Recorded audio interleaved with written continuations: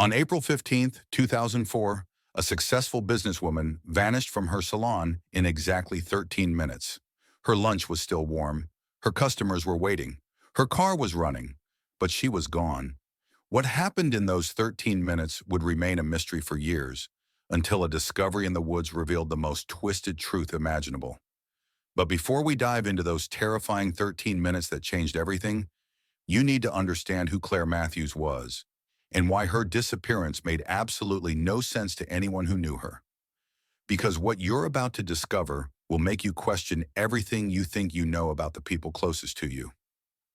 Claire Matthews wasn't just any small-town business owner. She was the kind of woman who turned dreams into reality through sheer determination and unwavering dedication. For 3 years, she had poured her heart and soul into Bella's beauty salon in Cumming, Georgia, transforming what was once a failing barbershop into the most popular beauty destination in the entire county.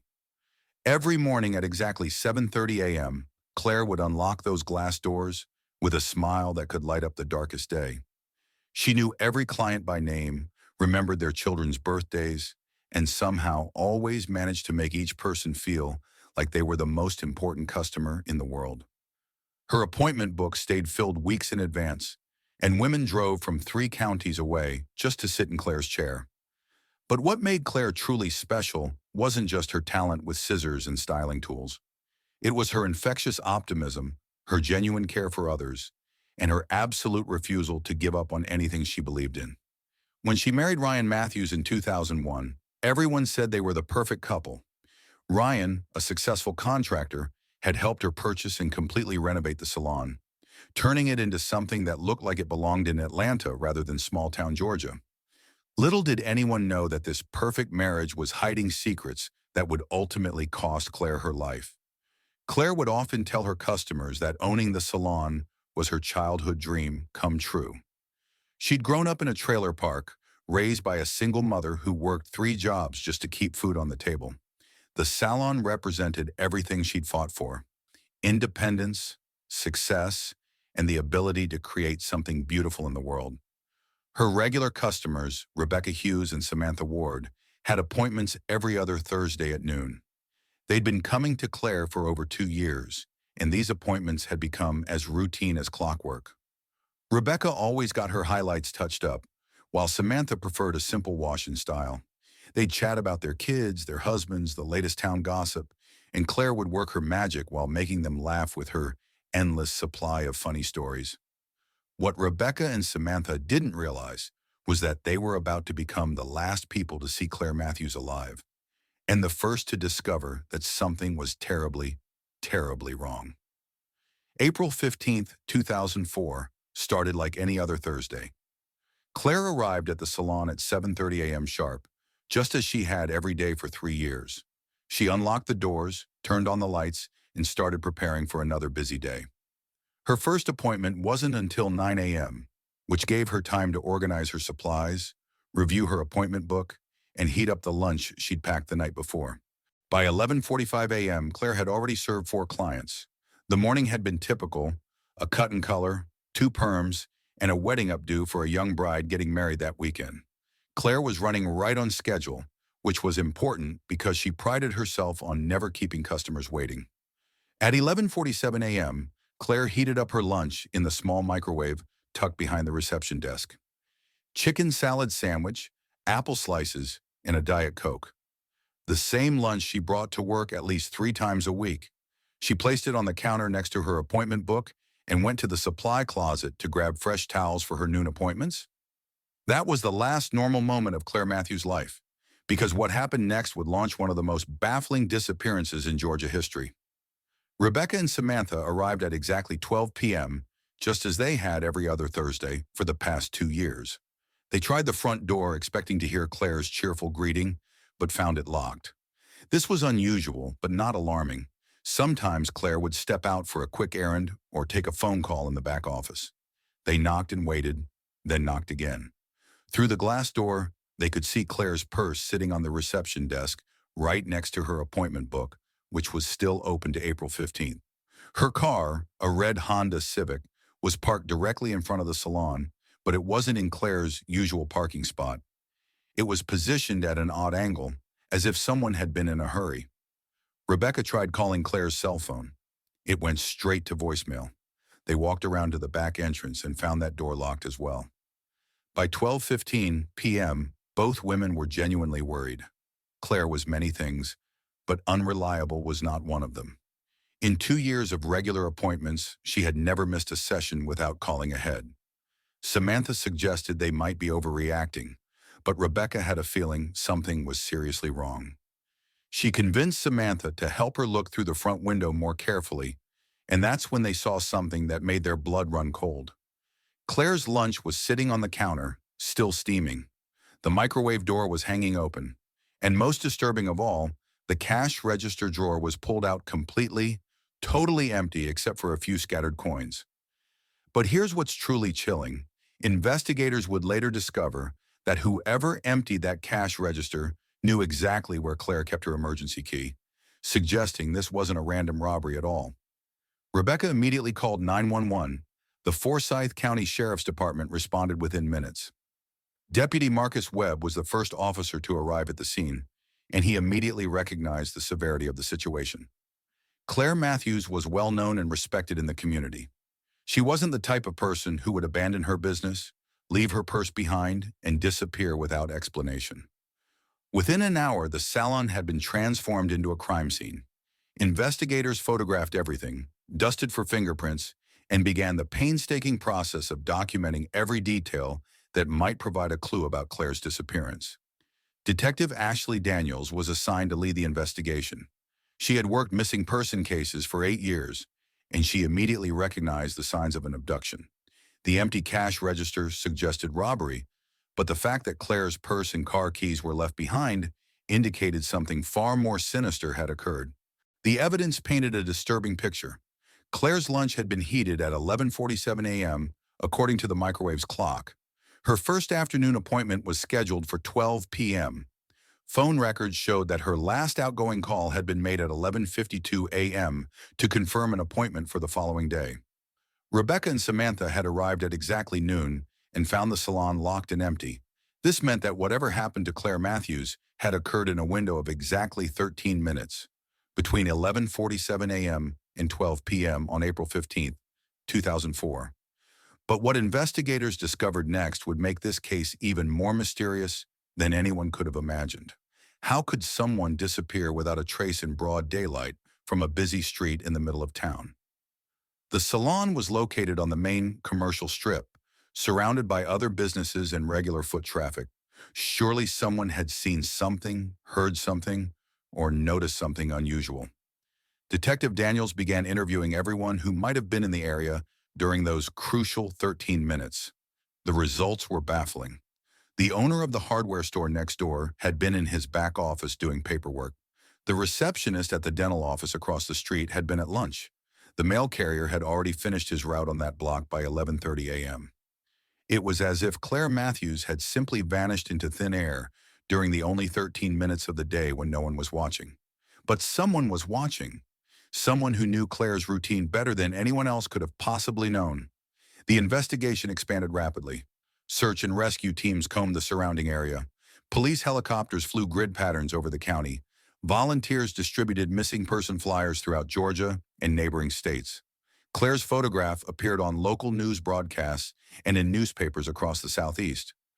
But the most crucial part of the investigation focused on the people closest to Claire, particularly her husband, Ryan Matthews. And what investigators discovered about their marriage would shock everyone who thought they knew the couple. Ryan Matthews was a successful 34-year-old contractor who owned Matthews Construction Company. He and Claire had been married for 3 years, and by all outward appearances, they were the perfect couple. Ryan was handsome, charming, and financially successful. He had helped Claire achieve her dream of owning the salon, contributing both money and skilled labor to transform the space into something spectacular.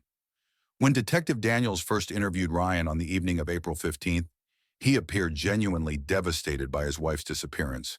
He wept openly, his hands shaking as he answered questions about Claire's routine, her customers, and their relationship. Ryan claimed that he and Claire had been blissfully happy.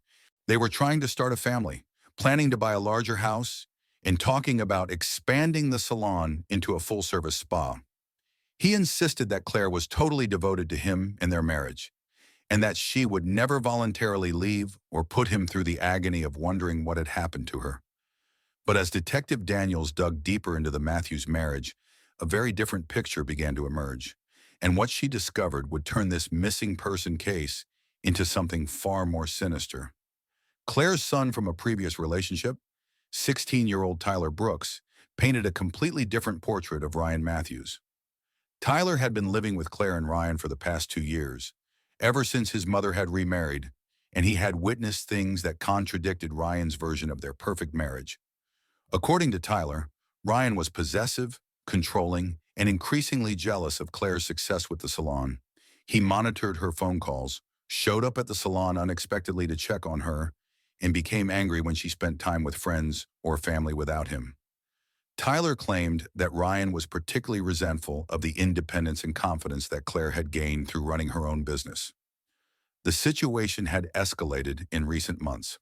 Tyler told investigators that he had overheard heated arguments between Claire and Ryan, usually late at night when they thought he was asleep. The fights were always about the same themes. Ryan accusing Claire of caring more about her business than their marriage, Claire defending her right to have a life outside their relationship, and both of them saying hurtful things that couldn't be taken back. But what Tyler revealed next would completely change the direction of the investigation and expose a motive that no one had suspected. 2 weeks before Claire's disappearance, she had confided in Tyler that she was considering divorce. She had been researching divorce attorneys and had even attended a consultation with a lawyer in Atlanta. Claire had asked Tyler to keep this information secret because she wasn't ready to confront Ryan about her decision. When Detective Daniels confronted Ryan with this information, his reaction was telling. Instead of surprise or denial, he became defensive and angry. He accused Tyler of lying, claimed the teenager had always resented their marriage, and insisted that his relationship with Claire had been stronger than ever. But Ryan's defensive reaction raised more questions than it answered. If he truly believed his marriage was solid, why wasn't he surprised to hear that Claire had been consulting divorce attorneys? Why did he immediately attack Tyler's credibility rather than expressing confusion or disbelief? What investigators discovered next would provide Ryan with both motive and opportunity, a combination that would make him their prime suspect. Detective Daniels decided to scrutinize Ryan's alibi for the crucial 13-minute window when Claire had disappeared. Ryan claimed he had been at a construction site in Gainesville, about 45 minutes away from the salon, during the entire morning of April 15. He was overseeing the installation of kitchen cabinets in a custom home, and several of his workers could verify his presence there. The alibi seemed solid at first glance. Ryan's foreman, Jake Martinez, confirmed that Ryan had been at the job site from early morning until well after 1 p.m. Other workers corroborated this timeline, and there were time-stamped delivery receipts that placed Ryan at the Gainesville location during the period when Claire vanished. But Detective Daniels was thorough, and she noticed something odd about the timeline. While Ryan's workers confirmed he had been at the job site for most of the morning, there was a gap in the documentation between 11:30 a.m. and 12:30 p.m. During this hour, Ryan claimed he had been meeting with the homeowner about final details for the kitchen installation, but the homeowner was out of town and couldn't be reached for verification. Could Ryan have left the job site, driven to the salon, abducted his wife, and returned to Gainesville within that 1-hour window? Detective Daniels calculated the driving times and distances. It would have been extremely tight, but technically possible if everything went exactly according to plan. However, the logistics seemed almost impossible. How could Ryan have forced Claire to leave the salon without anyone seeing them? Where would he have taken her? How could he have disposed of evidence and returned to work without his employees noticing anything unusual? But sometimes the impossible becomes possible when you're desperate enough. And what investigators were about to discover would prove just how desperate Ryan Matthews had become. Despite the suspicions surrounding Ryan, Detective Daniels had to acknowledge that the evidence for his direct involvement was largely circumstantial. She needed more concrete proof before she could consider him a prime suspect. Then 6 months after Claire's disappearance, the investigation took a shocking turn that no one had expected. A turn that would briefly convince everyone they'd been looking at the wrong suspect entirely. Jeremy Jones was already serving time in an Alabama prison when he contacted authorities claiming to have information about Claire Matthews' disappearance. Jones was a convicted murderer and suspected serial killer who had been linked to several violent crimes across the Southeast during the early 2000s. In a detailed confession, Jones claimed that he had been driving through Cumming, Georgia on April 15, 2004, when he spotted Claire through the salon's front window. According to his account, he had watched the salon for several days, learning Claire's routine and waiting for the perfect opportunity to strike.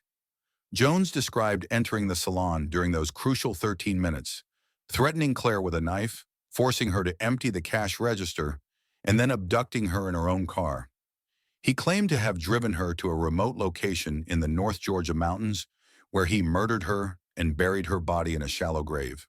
The confession contained details that seemed to match the crime scene evidence. Jones knew about the empty cash register, the steaming lunch left on the counter, and the unlocked microwave. He described Claire's appearance, her clothing, and even specific details about the salon's interior layout. Detective Daniels was initially skeptical. Imprisoned criminals sometimes made false confessions for various reasons, including seeking attention or trying to negotiate better conditions. But Jones's knowledge of specific, non-public details about the case was compelling.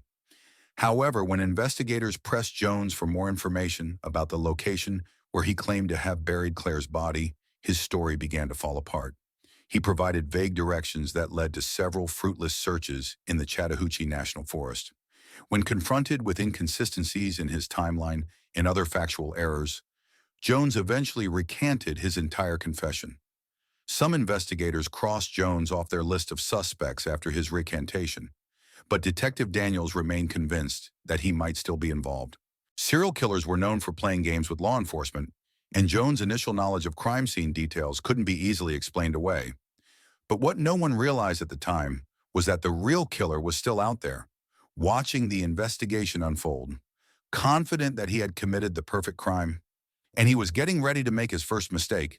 The investigation continued, but leads grew cold and public attention began to fade.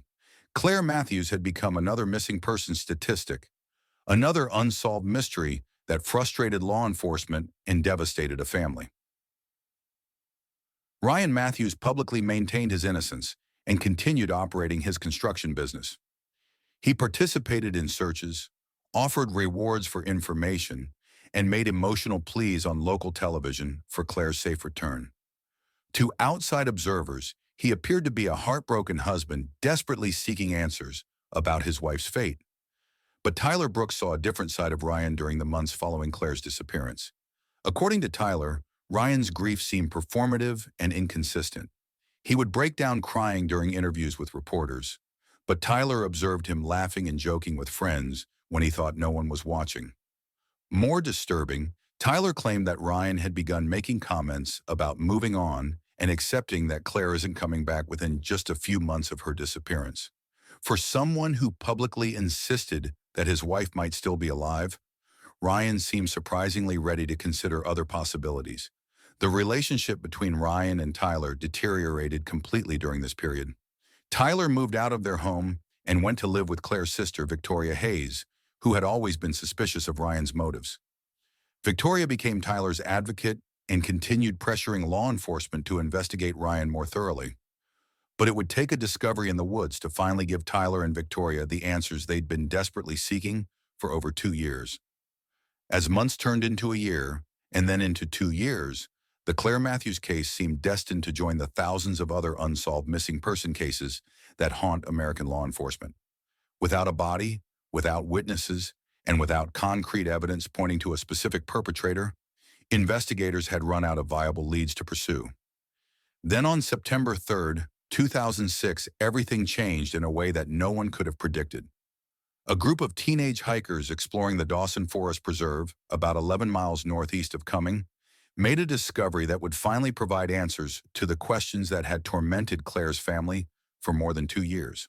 The teenagers were following an unmarked trail behind the Dawson Forest Community Church when one of them spotted something unusual, partially buried beneath fallen leaves and forest debris. At first glance, it appeared to be discarded clothing, but closer examination revealed human skeletal remains. The teenagers immediately contacted authorities, and within hours, the forest preserve had been transformed into a major crime scene. Forensic anthropologists, medical examiners, and experienced detectives converged on the remote location to begin the delicate process of recovering and analyzing the remains. Initial examinations suggested that the skeleton had been buried in the forest for approximately 2 years, consistent with Claire's disappearance timeline. The remains were found in a shallow grave that had been carefully concealed, but gradually exposed by natural erosion and animal activity. More significantly, investigators found personal items buried with the remains that definitively identified the victim. A distinctive wedding ring that Tyler immediately recognized as belonging to his mother. Fragments of clothing that matched what Claire had been wearing on the day she disappeared. And most conclusively, dental records that provided positive identification. After 2 years and 4 months of uncertainty, the Matthews family finally had their answer. Claire Matthews was dead, the victim of homicide, but discovering her body was only the beginning of uncovering the most twisted betrayal imaginable. The location where Claire's body was found was significant for several reasons that would soon become crucial to solving the case. The Dawson Forest Preserve was remote and difficult to access, suggesting that whoever buried her there had intimate knowledge of the area. The gravesite was located behind a small community church, but it was far enough from any buildings or regular foot traffic to remain undiscovered for years. Most importantly, the location was only about a 15-minute drive from the construction site where Ryan Matthews claimed to have been working on the day of Claire's disappearance. If Ryan had been involved in his wife's murder, this would have been a logical place for him to dispose of her body. Forensic analysis of the remains provided crucial information about the circumstances of Claire's death. The medical examiner determined that Claire had died from blunt force trauma to the head, consistent with being struck with a heavy object or being involved in a violent struggle. There was no evidence of sexual assault, which supported the theory that her murder had been personal rather than random. The condition of the remains also suggested that Claire had been killed shortly after her disappearance, rather than being held captive for an extended period. This timeline matched investigators' theory that whatever happened to Claire had occurred quickly during those fateful 13 minutes at the salon.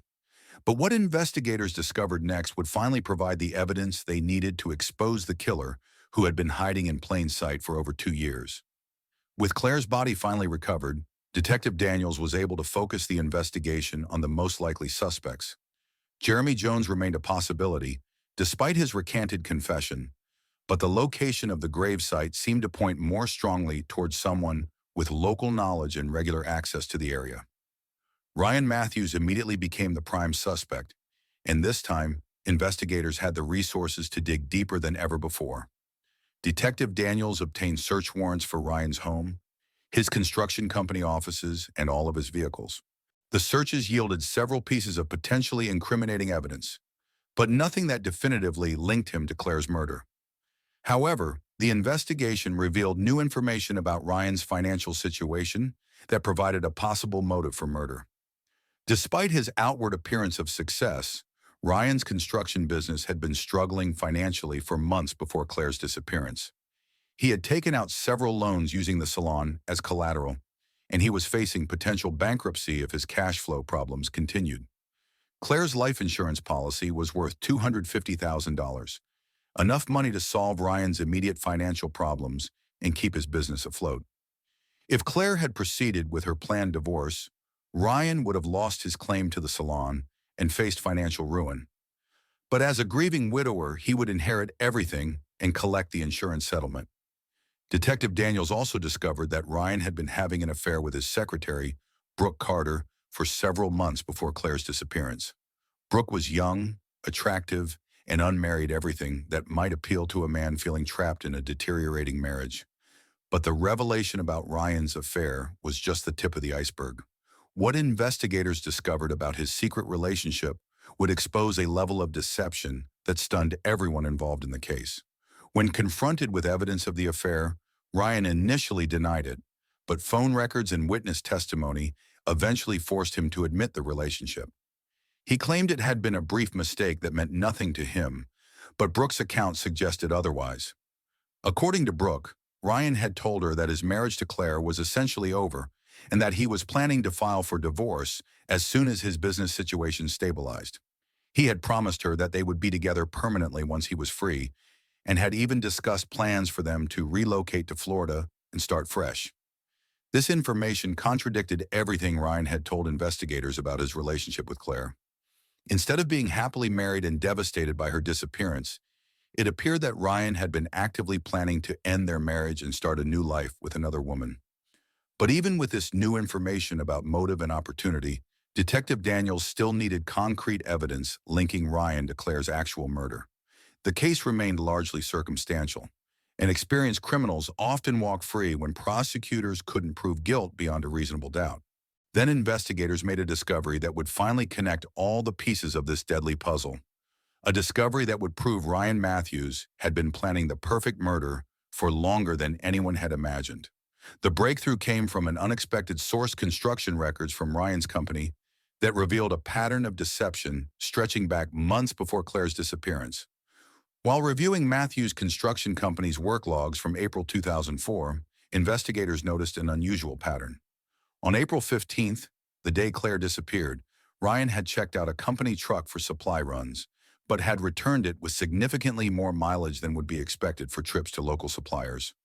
More significantly, soil samples taken from the truck's wheel wells contained traces of the same distinctive red clay found at the Dawson Forest gravesite. While red clay was common throughout North Georgia, forensic analysis revealed mineral compositions that were specific to the area where Claire's body had been buried. Investigators also discovered that Ryan had purchased several items from a home improvement store on April 14th, the day before Claire's disappearance, including a shovel, heavy-duty garbage bags, and lime. These purchases had been made with cash and at a store where Ryan wasn't a regular customer, suggesting an attempt to avoid creating a traceable record. But the most damning evidence came from Ryan's cell phone records, which revealed something that would destroy his alibi completely and expose the calculated nature of his crime. GPS data from Ryan's phone showed that on April 15, during the exact time window when Claire disappeared, his phone had pinged cell towers along the route between the Gainesville construction site and Cumming, the opposite direction from where he claimed to be meeting with the mysterious client. The phone data created a precise timeline. Ryan had left the construction site at 11:35 a.m., arrived in Cumming at approximately 11:48 a.m., and returned to Gainesville by 12:25 p.m. This timeline perfectly matched the 13-minute window when Claire had vanished from her salon. When confronted with this evidence, Ryan's composed facade finally cracked. Under intense questioning, he admitted that he had left the construction site on April 15th, but claimed he had only gone to meet with a potential client about a future project. He denied any involvement in Claire's disappearance or murder. However, investigators were unable to locate the supposed client, and Ryan couldn't provide any documentation or contact information to support his alibi. Phone records showed that he hadn't made any business calls during the time he claimed to be meeting with this mysterious client. As the evidence mounted against him, Ryan Matthews was arrested and charged with the first-degree murder of his wife, Claire Matthews. But even in custody, he maintained his innocence and refused to confess to the crime that had destroyed so many lives. The trial that followed captivated the community and drew media attention from across the state. Prosecutors painted Ryan as a manipulative, greedy man who had killed his wife for money and freedom. They presented evidence of his financial problems, his extramarital affair, and the physical evidence linking him to the crime scene. Defense attorneys argued that the evidence was entirely circumstantial and that several other suspects, including Jeremy Jones, remained viable alternatives. They claimed that Ryan was being prosecuted because he was a convenient target, not because he was actually guilty. Tyler Brooks, now 18 years old, testified about the deteriorating relationship between Ryan and his mother. His testimony was powerful and emotional, providing crucial insight into the private dynamics of the Matthews marriage that contradicted Ryan's public persona. The courtroom was silent as Tyler described the arguments he had overheard, the fear in his mother's voice during her final weeks, and the relief she had expressed when she decided to leave Ryan. His words painted a picture of a woman trapped in an increasingly dangerous situation, trying to find the courage to escape. Brooke Carter also testified, describing her affair with Ryan and his promises about their future together. Her testimony established Ryan's motive for wanting to end his marriage permanently, rather than face the financial and emotional complications of divorce proceedings. The most damning evidence came from forensic experts who explained the soil analysis linking Ryan's company truck to the burial site. While the defense argued that the soil could have been transferred innocently during other construction projects, the prosecution demonstrated that Matthews Construction had never worked on any projects in the Dawson Forest area. But it was the cell phone evidence that sealed Ryan's fate. The GPS data created an unbreakable timeline that placed him at the scene of the crime during the exact window when Claire disappeared. There was no innocent explanation for why Ryan would have been in Cumming during those crucial 13 minutes. After 3 weeks of testimony and 2 days of deliberation, the jury returned a verdict of guilty on all charges. Ryan Matthews was sentenced to life in prison without the possibility of parole for the murder of his wife. During the sentencing hearing, Ryan finally broke his silence about the events of April 15, 2004. In a statement that shocked everyone present, he confessed to killing Claire, but claimed it had been an accident that spiraled out of control. But even in his confession, Ryan continued to manipulate the truth in ways that revealed the depth of his deception and the calculated nature of his crime. According to Ryan's confession, he had gone to the salon during his lunch break to confront Claire about Tyler's claims that she was planning to divorce him. He insisted he had only wanted to talk, to try to save their marriage and work through their problems. But the conversation had escalated into a heated argument. Claire confirmed that she was indeed planning to leave him and intended to take the salon, the house, and everything they had built together. She accused him of being controlling and manipulative and told him that she had never truly loved him. Ryan claimed that he had lost control during this confrontation and struck Claire with a heavy ceramic vase that was sitting on the salon's counter. The blow had been fatal, and he had panicked when he realized what he had done. In those moments of panic, Ryan said he had made the decision to make Claire's death look like an abduction. He emptied the cash register to simulate a robbery, loaded her body into her own car, and drove to the remote location where he buried her. He then returned to the construction site and continued working as if nothing had happened. But investigators knew that Ryan's confession was still a lie, designed to make his crime seem like a crime of passion rather than the premeditated murder it actually was. The evidence of advanced planning, the shovel purchased the day before, the careful selection of the burial site, the sophisticated cover-up proved that Ryan had been contemplating murder for much longer than he admitted. Ryan's confession provided closure for Claire's family and friends, but it also raised disturbing questions about the psychology of domestic violence and the hidden darkness that can exist within seemingly normal relationships. Tyler Brooks, who had endured 2 years of uncertainty about his mother's fate, expressed mixed emotions about finally learning the truth. While he was grateful to have answers, he struggled with the knowledge that the man who had lived in their home and pretended to love his mother had been capable of such calculated violence. Victoria Hayes, Claire's sister, became an advocate for domestic violence awareness and victims' rights. She established a foundation in Claire's memory that provides resources and support for women in abusive relationships, emphasizing the importance of recognizing warning signs before situations escalate to violence. The case also highlighted the challenges faced by law enforcement in investigating missing person cases where the perpetrator is someone close to the victim. Domestic violence cases often involve sophisticated manipulation and deception that can confuse investigations and delay justice. Detective Daniels, who had worked tirelessly for over 2 years to solve Claire's case, reflected on the lessons learned from the investigation.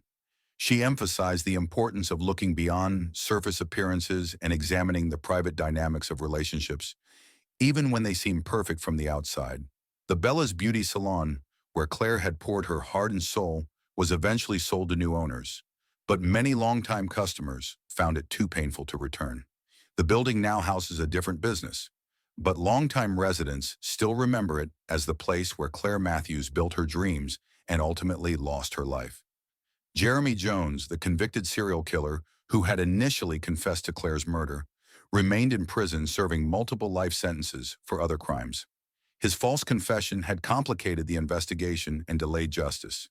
demonstrating how criminal opportunists sometimes insert themselves into high-profile cases for their own twisted purposes. The Dawson Forest Preserve, where Claire's body was found, has been transformed into a memorial garden with a small plaque honoring her memory. Visitors often leave flowers and notes, remembering a woman who touched many lives during her brief time in the community. For Tyler Brooks, now a grown man with his own family, Claire's story serves as a reminder of the importance of speaking up when something doesn't feel right. His willingness to tell investigators about his mother's plans to divorce Ryan had been crucial in establishing motive and eventually solving the case. The 13 minutes that changed everything on April 15, 2004, serve as a stark reminder that violence can erupt in the most ordinary circumstances, perpetrated by people we trust and love. Claire Matthews' story isn't just about one woman's tragic death.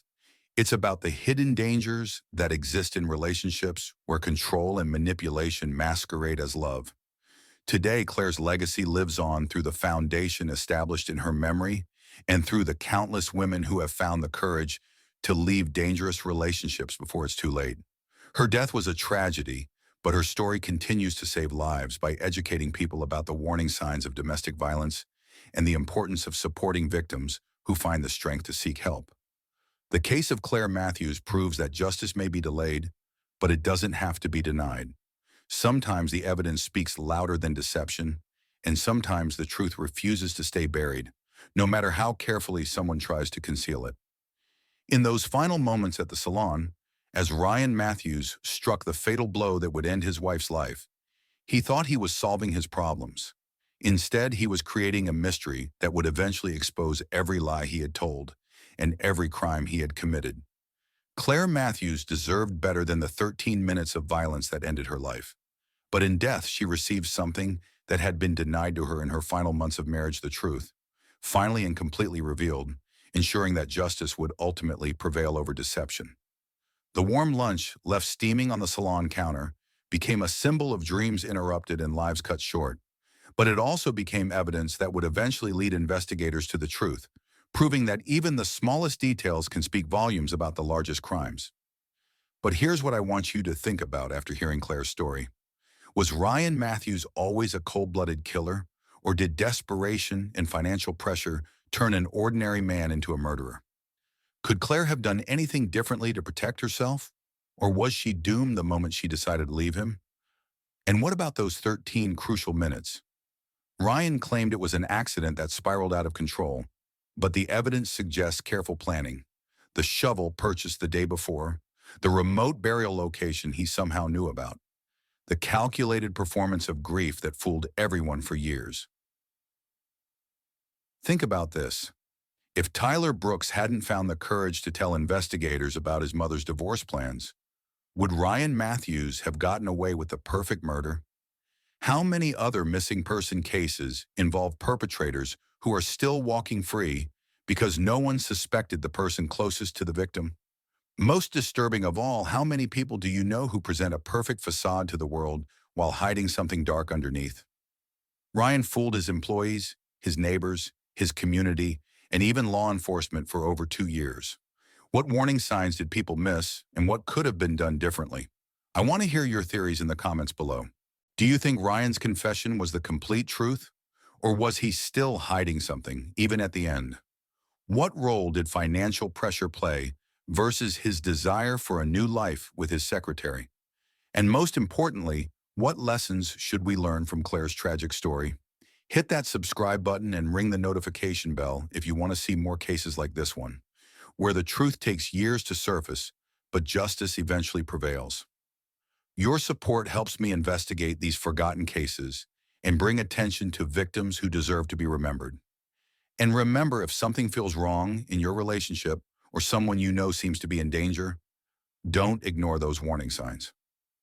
Claire's story shows us that the most dangerous person in someone's life is often the one they trust the most. Share your thoughts, theories, and reactions in the comments.